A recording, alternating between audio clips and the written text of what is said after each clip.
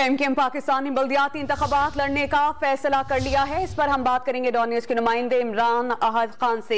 इमरान, बताइएगा क्या मामला तय पा गए हैं एमकेएम की वफाकी हुकूमत के साथ?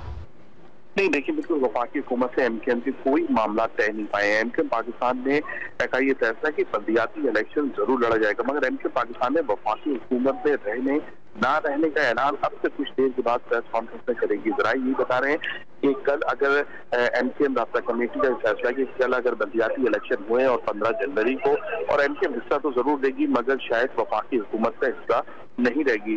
उनका ये कहना है कि एमकेएम पाकिस्तान के जो मुखालफिन है उनके लिए मैदान नहीं छोड़ेंगे। ये मशवरा दिया गया राब्ता कमेटी की जानिब से इंतखाबात का बाइकाट ना किया जाए, इंतखाबात में हिस्सा लिया जाए। ये राब्ता कमेटी की जो इजलास हुआ है अनीस खानी की सरबराही में, उसमें ये फैसला हुआ है। अपनी ऐलान अब से कुछ देर के बाद कमर खान जो है वो करेंगे प्रेस कॉन्फ्रेंस के जरिए।